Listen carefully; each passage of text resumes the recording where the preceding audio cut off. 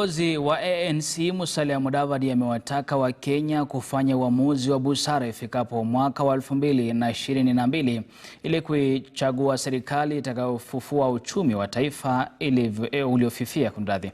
Aidha, Mudavadi amewataka maseneta kuharakisha mchakato wa kutafuta mwafaka kuhusiana na utata wa mgao wa fedha mtazamaji wa kaunti ambao umechangia kulemaza utoaji huduma kwenye kaunti.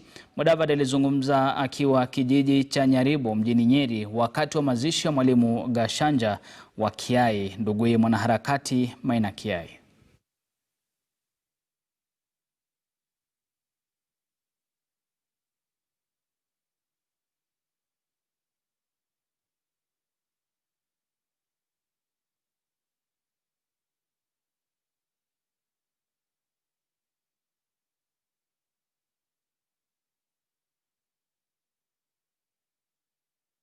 Formula is against them.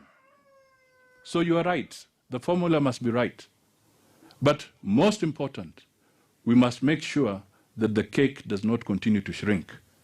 Because even if you have the right formula and the resources are not there because they're being consumed by debt and other things, we shall continuously fall into this habit. So we all have an obligation in the spirit of Kiai going forward to ask ourselves, what kind of leadership are we looking for